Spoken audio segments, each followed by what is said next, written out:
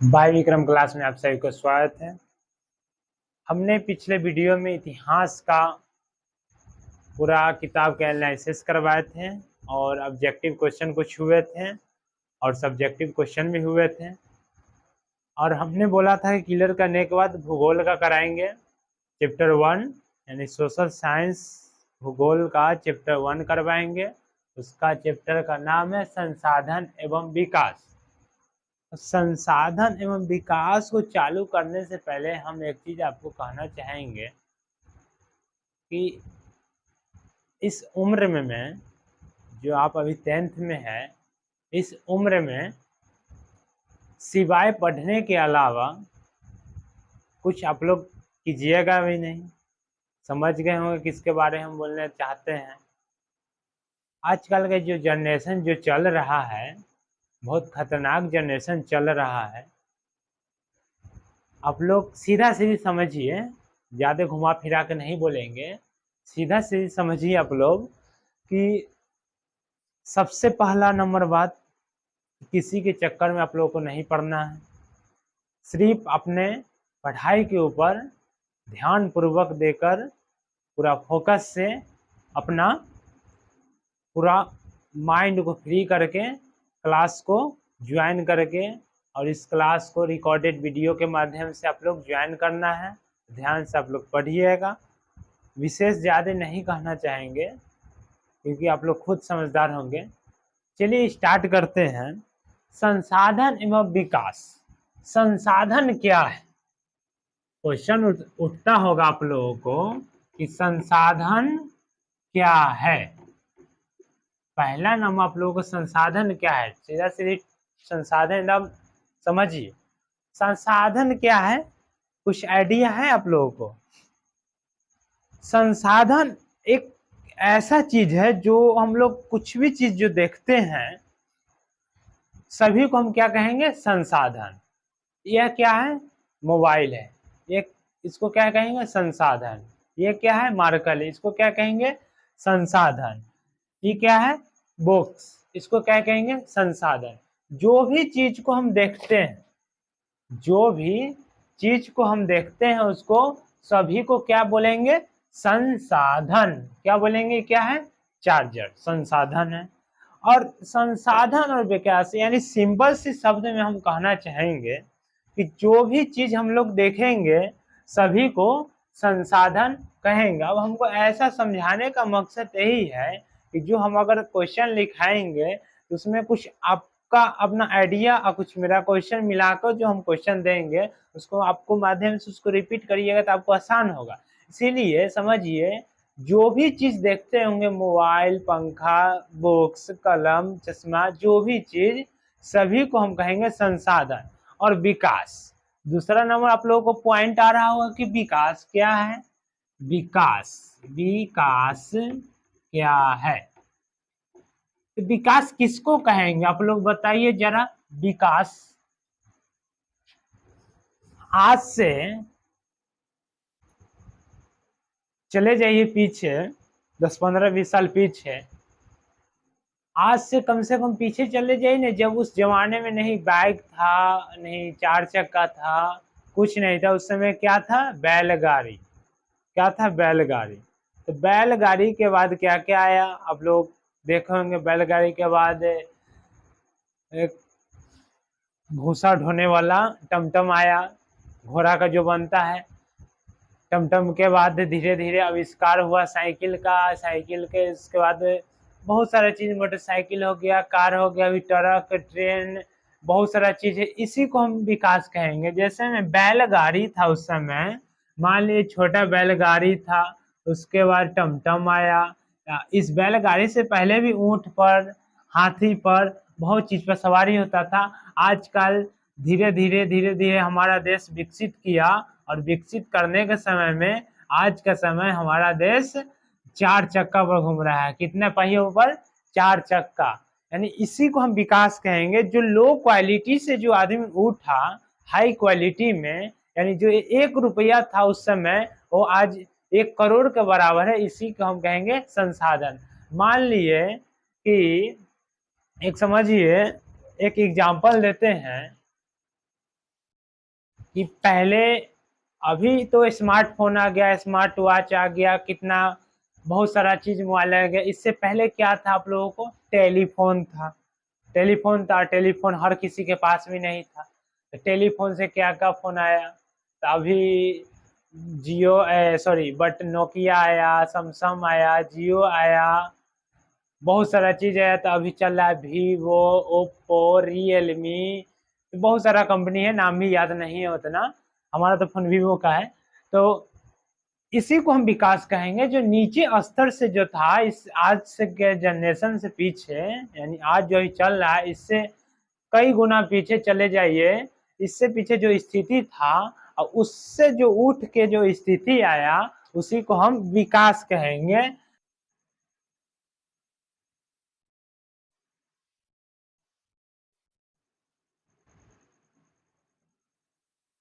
इसको हम कहेंगे क्या, विकास। इसी को हम कहेंगे विकास। पहले छोटा चीज था, बैलगाड़ी था, उसके बाद कह सकते हैं, और उससे पहले भी बैलगाड़ी नहीं था, उससे पहले भी आदमी पैदल ही सवारी करते थे। इससे भी छोटा हो सकता है, इससे भी पहले बैलगाड़ी नहीं था, पैदल आया, उसके बाद बैलगाड़ी आया, उसके बाद घोड़ा गाड़ी आया, उसके बाद रिक्शा आया, उसके बाद साइकिल, मोटरसाइकिल, चार चक्का, ट्रक, ट्रेन, मेट्रो, और बहुत चीज का आविष्कार हुआ। और अभी जो स्थिति हम लोग भारत का था, उस चीज को उठाकर आज हम लोग पटना में भी मेट्रो बन रहा है। तो हुआ तक के जो ले गया, ये हमारा कौन सा देश है, भारत देश है। और मात्र हम एक भारत ही देश है जिसमें हमें आजादी से रह सकते हैं। संसाधन और विकास आप लोग समझ गए होंगे कि संसाधन किसे कहते हैं। जो भी कुछ भी चीज हम देखेंगे उसी को हम संसाधन कहेंगे, और विकास उसको कहेंगे जो हम इस डायग्राम के वजह से हमको, सॉरी डायग्राम के माध्यम से आपको समझाए हैं कि आज से बहुत सदियों में चल जाइए कि कुछ चलने वाली सवारी भी नहीं थे, लोग पैदल यात्रा करते थे। उसके बाद बैलगाड़ी आया, रिक्शा आया, क्या क्या आया। बहुत दिनों के बाद साइकिल का आविष्कार हुआ, मोटरसाइकिल, चार चक्का, ट्रेन, अभी तक कभी मेट्रो का भी चल रहा है पटना में काम। कुछ समय में मेट्रो भी स्टार्ट हो जाएगा। तो इसी को हम कहेंगे विकास। विकास किसको कहेंगे आप लोगों को मालूम हो ही गया होगा। तो चलिए खैर, अगले टॉपिक में हम लोग बढ़ते हैं और इसका आगे समझते हैं।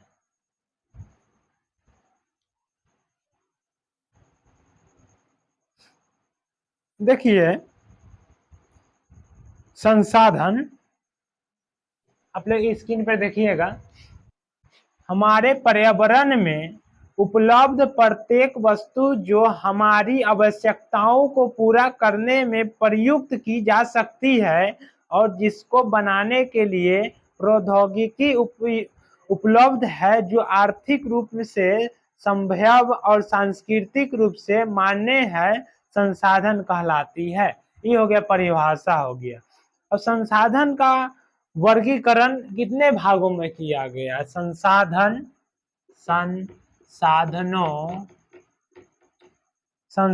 का वर्गीकरण, संसाधनों का वर्गीकरण चार भागों में वर्गित किया गया। कितने भाग में, चार भाग में। कौन कौन, तो एक नंबर होता है उपयुक्त, आप लोग स्क्रीन पे देखिएगा, उपयुक्त के आधार पर, एक नंबर में उपयुक्त के आधार पर।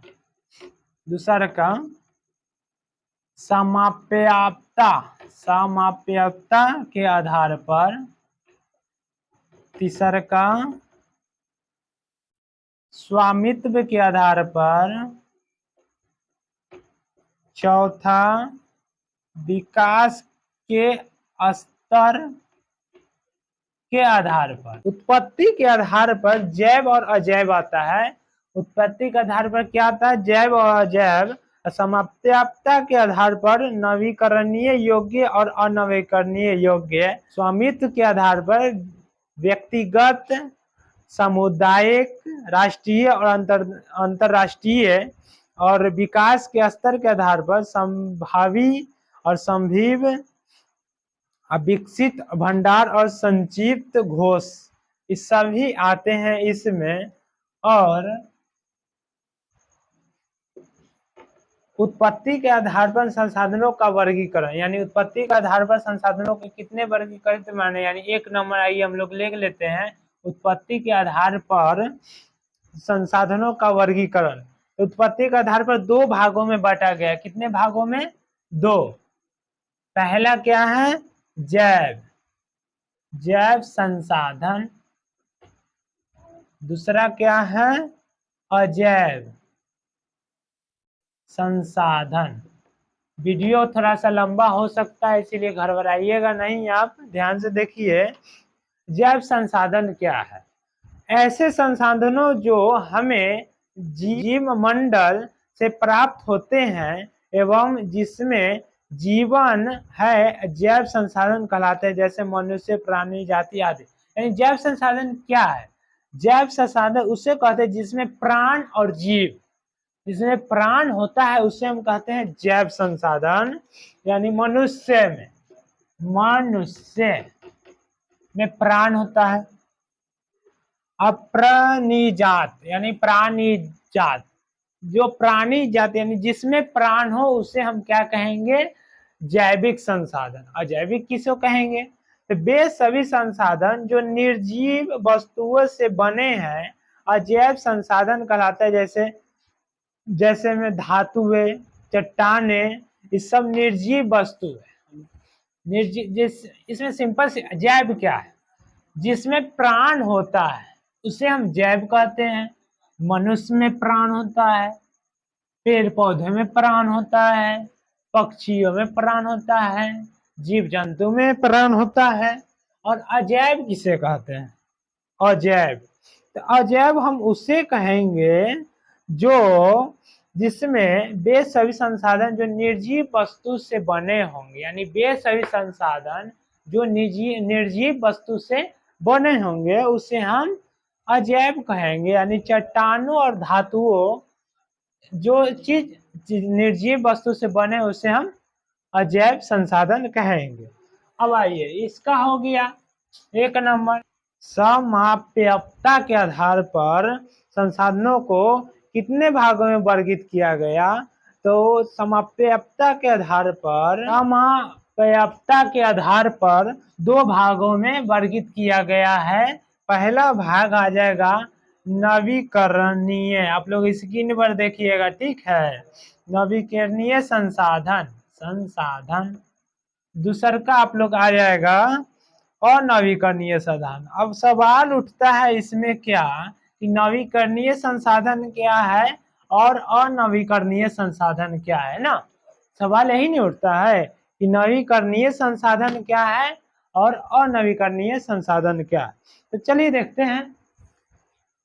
नवीकरणीय संसाधन वे संसाधन, स्क्रीन पर देखिएगा आप लोग, वे संसाधन जिन्हें विभिन्न भौतिक, रासायनिक अथवा यांत्रिक प्रक्रियाओं द्वारा पुनः उपयुक्त बनाया जा सकता है उसे हम नवीकरणीय संसाधन कहलाते हैं।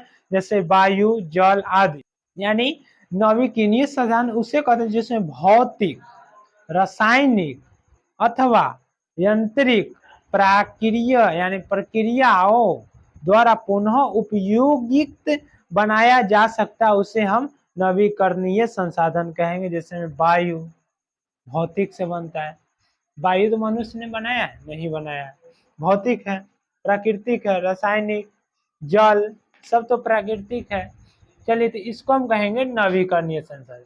अनवीकरणीय संसाधन किसे कहेंगे? तो अनवीकरणीय ना, यही ना। तो वे संसाधन जिन्हें एक बार उपयोग में लगाने के बाद पुनः उपयोग में नहीं लगाया जा सकता है उसे हम अनवीकरणीय संसाधन कहेंगे।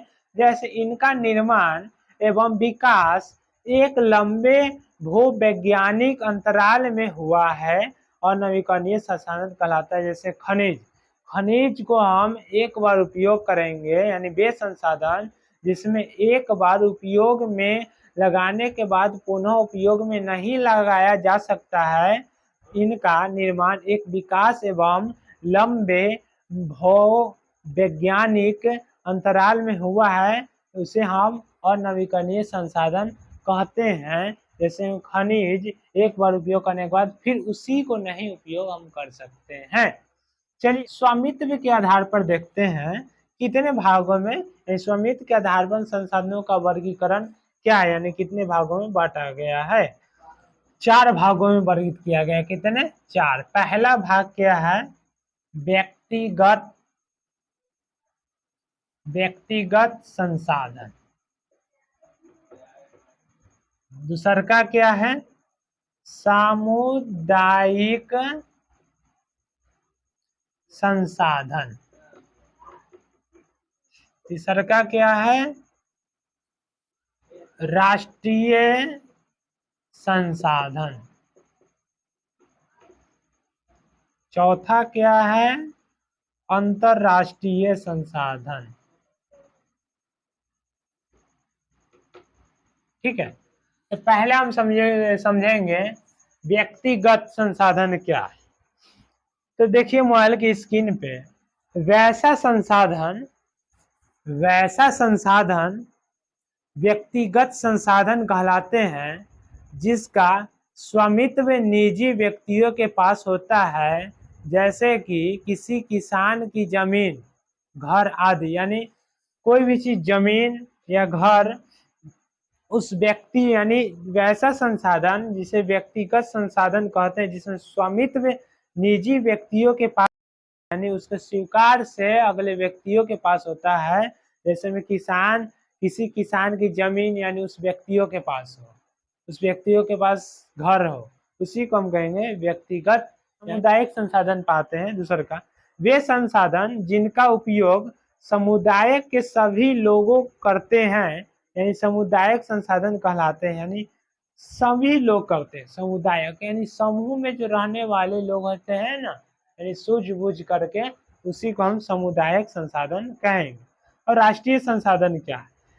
किसी भी प्रकार के संसाधन जो राष्ट्र की भौगोलिक सीमा के भीतर, किसी भी प्रकार के संसाधन जो राष्ट्र की भौगोलिक सीमा के भीतर, यानी कोई भी काम करेंगे ना तो अपने ही सीमा के भीतर ही करेंगे। अंतरराष्ट्रीय संसाधन, तट रेखा के 200 मील दूर से परे खुले महासागरीय संसाधन पर किसी देश का अधिकार नहीं है, यह अंतरराष्ट्रीय संगठनों की निगरानी में है, इन्हें अंतरराष्ट्रीय संसाधन कहते हैं। विकास के स्तर के आधार पर संसाधनों के वर्गीकरण कितने भागों में किया गया है? इसको भी 4 भागों में किया गया। संभावित, दूसरा का क्या है? विकसित संसाधन ही हो गया। तीसरा का भंडारित, चौथा संचित। संभावित क्या है? संभावित वे संसाधन जो किसी प्रदेश में विद्यमान है परंतु उनका उपयोग नहीं किया गया है, उसे संभावित संसाधन कहते हैं। वे संसाधन जिनके उपयोग की गुणवत्ता और मात्रा निर्धारित की जा चुकी है उसे विकसित संसाधन कहलाते हैं, यानी उसे विकसित संसाधन कहेंगे। चौथा ये भंडारित संसाधन, पर्यावरण में उपलब्ध वे संसाधन जो अभी प्रौद्योगिकी के अभाव में मानव की पहुंच से बाहर है, उसे भंडारित संसाधन कहलाते हैं। चौथा, हाली भगाते हैं, ज़्यादा टाइमिंग हो जाएगा, कम से कम 20-15 मिनट के बन गया वीडियो। संचित संसाधन, वे संसाधन जिन्हें अभी तकनीकी ज्ञान के उपयोग से प्रयुक्त है में लाया जा सकता है परंतु उनका उपयोग अभी आरंभ नहीं हुआ है, सचिव संसाधन कहलाता है। संसाधनों का विकास, अब संसाधनों का विकास जो हम लिखे हुए हैं, अगला टॉपिक क्या है? संसाधनों का विकास। संसाधनों का विकास के बारे में पढ़ेंगे। मानव अस्तित्व के लिए संसाधन अत्यंत महत्वपूर्ण है, ऐसा विश्व किया जाता था कि संसाधन प्रकृति के देन है, इसीलिए मानव द्वारा इसका अत्यधिक उपयोग किया गया है, जिसके फलस्वरूप निम्नलिखित मुख्य समस्याएं पैदा हो गई है। कुछ व्यक्ति के लालचवश संसाधनों का हाशिया संसाधन समाज के कुछ ही लोगों के साथ में आ गया है, जिसे समाज दो हिस्सों संसाधन संप्रदाय एवं संसाधनीय अर्थात अमीर और गरीब में बटा गया है। यानी संसाधनों के आधारित घोषणा किए संगठन पैदा हो गया है, जैसे भूमंडलीय तापन, ओजोन परत और अवक्षय पर्यावरण, भूमि निम्नीकरण आदि। मानव जीवन की गुणवत्ता और वैधता समिति के लिए समाज में संसाधनों का अन्य संघ बंटवारा आवश्यक हो गया है। यानी संसाधन विकास में यही है, गरीब और अमीर में बांट दिया, बांटा गया, गरीब और अमीर में बांटा गया। इसमें कितने हिस्से में बांट दिया? 2 हिस्सों में, जो कि होना नहीं चाहिए, आज अभी नहीं है। इसमें संसाधनों का विकास में गरीब और अमीर को बांट दिया। काहे बांट दिया? अमीर बोलता है कि हम एक एग्जाम्पल अभी वाला ले लेते हैं, 4 चक्का पर चलते हैं और गरीब एक साइकिल पे चलता है, तो अमीर चाहता है कि एक अभी बढ़े नहीं, अमीर चाहता है कि एक अभी बढ़े नहीं, गरीब चाहता है कि हम भी बढ़े और उसको बढ़ने दें।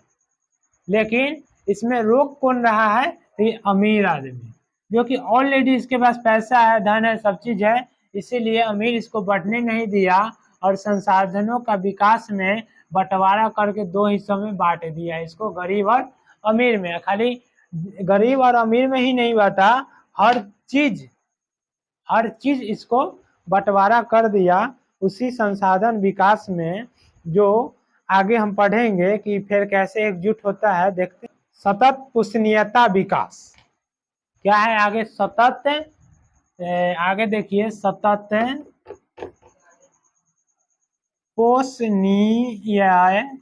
पोषणीय विकास। सतत पोषणीय विकास संसाधनों का ऐसा विकर्मपूर्ण प्रयोग ताकि न केवल वर्तमान पीढ़ी की आपूर्ति भावी पीढ़ियों की आवश्यकता भी पूरी आती है, सतत पोषणीयता विकास कहलाता है। यानी इसमें सिंपल सी है कि संसाधनों का ऐसा विकर्मपूर्ण प्रयोग ताकि न केवल वर्तमान पीढ़ी, यानी न केवल जो अभी चल रहा है उस पीढ़ी, यानी अभी नहीं उस समय का, वर्तमान यानी अभी पीढ़ी की आपूर्ति भावी पीढ़ियों की आवश्यकता भी पूरी होती रहे, उसे हम क्या कहेंगे? सतत पोषणीयता, सतत पोषणीयता कहेंगे। अगला टॉपिक है एजेंडा। 1992 यानी 1992 में ब्राजील के शहर रियो डी जेनेरो में संयुक्त राष्ट्र परिवर्तन और विकास सम्मेलन में राष्ट्रीय अध्यक्षों ने एजेंडा 21 पारित किया। क्या पारित किया? तो एजेंडा 21 पारित किया। कब? तो 1992 में, यानी 1992। कहाँ से? तो ब्राजील के शहर से।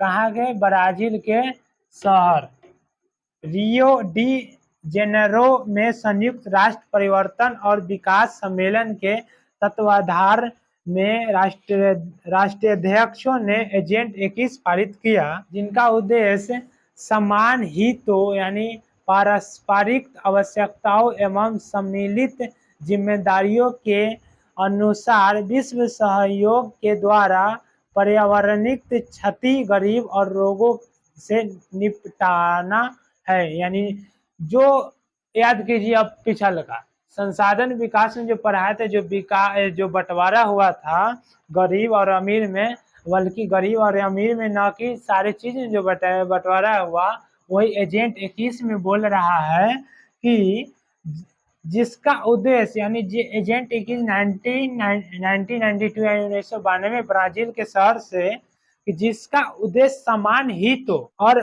पारस्परिक आवश्यकता एवं सम्मिलित जिम्मेदारियों के अनुसार विश्व सहयोग के द्वारा पर्यावरणिक क्षति, गरीब और रोगों से निपटारा करना है, यानी निपटना है, निपट कर और एकजुट करना है। आगे चलिए देखते हैं संसाधन नियोजन। संसाधन नियोजन। इसी के साथ क्लास को यहीं पे समाप्त रखते हैं कि अभी लगभग टाइम हो गया है 9:09 रात का टाइम हो गया है, 9:09 हो गया है, जो कि बहुत ज़्यादा समय हो गया है। पार्ट 1 वीडियो में रख लीजिए। कोशिश करते थे कि पहले ही ख़त्म कर दें, लेकिन ये पार्ट 1 वीडियो समझ लीजिए। अब पार्ट 2 वीडियो अगले वीडियो में आप लोग देखिएगा, जहाँ से हम स्टार्ट करेंगे संसाधन और नियोजन। जहाँ से हम कहाँ से स्टार्ट करेंगे? संसाधन और नियोजन। बोले थे कि लंबा वीडियो नहीं बनेगा, हमने फिर सोचे बनाते बनाते सोचे कि इस वीडियो के 2 भागों में बांट देते हैं। एक भाग ये हो गया, एक भाग पार्ट 2 का इसी का आएगा। उसके बाद ऑब्जेक्टिव कराएंगे और उसके बाद सब्जेक्टिव कराएंगे, यानी कम से कम इस चैप्टर का 4 वीडियो आएगा। ध्यानपूर्वक आप लोग देख लीजिएगा, ठीक है। तो इसी के साथ बाय विक्रम क्लासेस आपको सैल्यूट करता है।